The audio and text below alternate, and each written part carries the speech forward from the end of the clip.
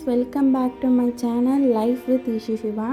இன்றைக்கி நம்ம என்ன விளாக் பார்க்க போகிறோன்னா, என்னோடய மார்னிங் டு ஆஃப்டர்நூன் ரொட்டீன் தான். ரெகுலராக போகிற மாதிரி ஒரு ரொட்டீன் தான் பார்க்க போகிறோம். ஹவுஸ் ஒய்ஃப்ஸ்க்கு இது ரொம்பவே மோட்டிவாக இருக்கும்.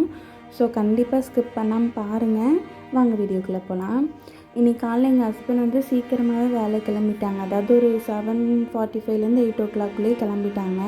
அவங்க கிளம்பும் போது தான் தம்பி எழுந்திரிச்சான். சரின்ட்டு அவங்கள வழி அனுப்பிச்சி வச்சுட்டு தம்பிக்கு பால் ஆற்றி கொடுத்துட்டேன். அவன் பால் குடிச்சிட்டு இருந்தான். சரி, இதுக்கப்புறம் தூங்க மாட்டான், பெட்ஷீட்டில் எடுத்து வச்சிடலாம் அப்படின்னு சொல்லிட்டு பெட்ஷீட் எல்லாமே எடுத்து வச்சுட்டேன். எடுத்துகிட்டு கட்டிலெல்லாம் மண்ணாக இருந்தது.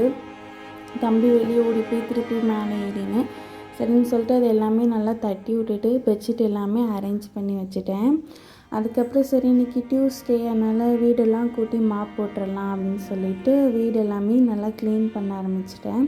எங்கள் வீட்டில் ஒரு நாளுக்கு 4-5 வாட்டி தூத்தாலுமே மண் வந்துகிட்டே தான் இருக்கும். ஏன்னா இங்கே பொல்யூஷன் நிறைய இருக்குது.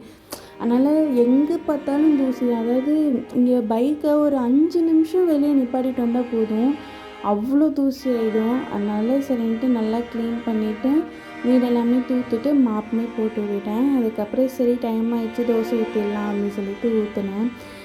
இந்த நமக்கு, அதாவது அவங்களுக்கு செய்ய வேணாம், நமக்கு மட்டும்தான் அப்படிங்கும்போது என்ன செய்யனே தெரியலன்ற மாதிரி தான் இருந்தது. தம்பிக்கு தோசை மாவு இருந்துச்சு, நமக்குன்னு என்ன செய்ய அப்படின்ற மாதிரி இருந்துச்சு. சரின்ட்டு அவனுக்கு 2 தோசை ஊற்றிட்டு எனக்கு கோதுமை மாவு, அவனுக்கு அரிசி தோசை ஊற்றிட்டு எனக்கு கோதுமை மாவு கரைச்சி கையோட அதிலே கரைச்சி அப்படியே தோசை ஊற்றிட்டு ஃபஸ்ட்டு தம்பிக்கு ஊட்டி விட்டுட்டேன். அவனுக்கு ஊட்டி விட்டுட்டு நானுமே சாப்பிட்டேன்.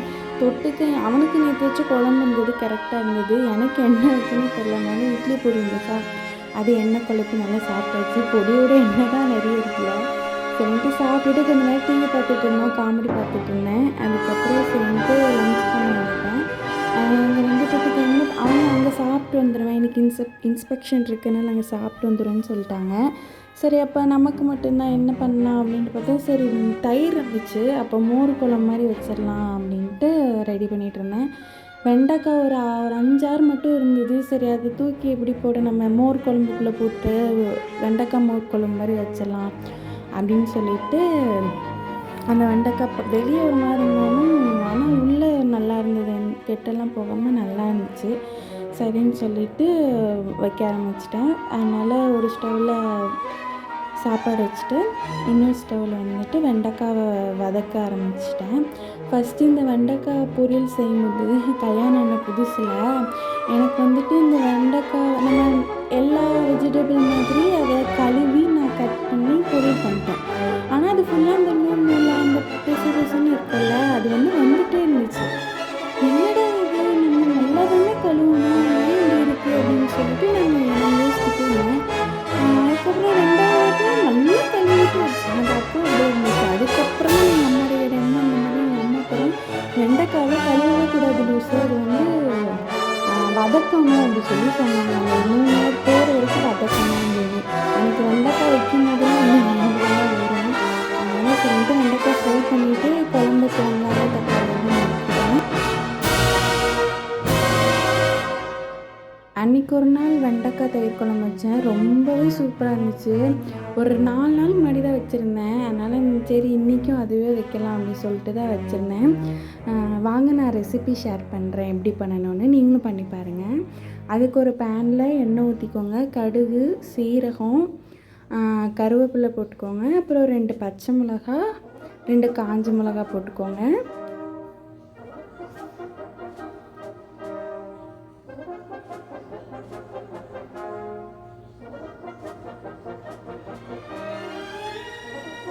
அது எல்லாமே கொஞ்சம் வதங்கினதுக்கப்புறம் வெங்காயம் போட்டு வதக்கிக்கோங்க. வெங்காயம் வழக்கம் போல் வதங்கி வந்ததும் தக்காளி போட்டுக்கோங்க. தக்காளி சீக்கிரமாக வேகிறதுக்கு கொஞ்சோண்டு உப்பு போட்டுக்கோங்க.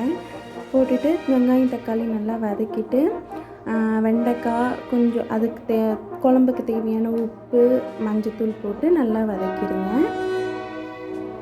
ரொம்பவே சிம்பிளான குழம்பு தான், எப்பயும் வைக்கிறதா கொஞ்சம் வெண்டைக்காய் போட்டுக்கிறோம் அப்படின்னு சொல்லிக்கலாம், மற்றபடி வேறு ஒன்றும் இல்லை. நல்லா வதங்கினதும் மஞ்சத்தூள் வாசம் போகிற வரைக்கும் வச்சுருங்க.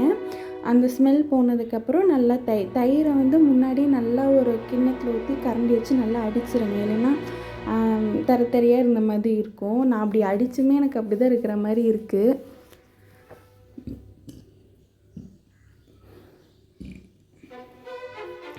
அவ்வளோதாங்க. லேசாக சூடு கொதித்து வந்தோடனே கொத்தமல்லி இலை தூவி இறக்கிற வேண்டிதான். சூப்பராக ரெடி ஆகிடுச்சு. நான் அப்படியே ஸ்டவ்வு கவுண்டர் டாப் எல்லாமே அப்படியே தொடச்சி விட்டுட்டேன். சைடிஷ் எதுவும் பண்ணலை. சரி பார்த்துக்கலாம், இல்லைன்னா ஊறுகாய் வச்சு சாப்பிட்டுக்கலாம் அப்படின்னு சொல்லிட்டு விட்டாச்சு. அப்படியே குளிப்பாட்டிட்டு அப்படியே நானுமே குளிச்சுட்டு வந்துட்டேன். குளிச்சுட்டு வந்தது ஃபஸ்ட்டு அவனுக்கு சாப்பாடு ஊட்டி விட்டுட்டேன், இல்லைன்னா அவன் அப்படியே தூங்கிடுவான் சாப்பிடாமலே. அதுக்கப்புறம் நானும் சாப்பிட்டுட்டு தம்பியை தூங்க வச்சுட்டு துணியுமே அலசிட்டு வெளியே போய் பார்த்தா மழை பெஞ்சிட்ருக்கு. பெரிய மழை பெய்யல, அந்த பெரிய பெரிய தூரெல்லாம் போட்டுட்ருக்கு சத்தமே இல்லாமல். சரின்னு சொல்லிவிட்டு நானும் வெயிட் பண்ணிவிட்டு திருப்பி ஒரு 3 மணிக்கிட்ட போய் தான் துணி காய போட்டுட்டு வந்தேன். இப்படி தான் என்னோடய மார்னிங் டு ஆஃப்டர்நூன் ரொட்டீன் போச்சு. இந்த வீடியோ பிடிச்சிருந்தா லைக் பண்ணுங்கள், ஷேர் பண்ணுங்கள், கமெண்ட் பண்ணுங்கள், மறக்காமல் சப்ஸ்கிரைப் பண்ணிடுங்க. அப்படியே அந்த ஐப் பட்டனையும் தட்டி விட்ருங்க. இதே மாதிரி 3 வீடியோஸ்க்கு மறக்காமல் சப்ஸ்கிரைப் பண்ணிக்கோங்க. நம்ம இன்னொரு லாங் வீடியோவில் பார்க்கலாம். டாடா.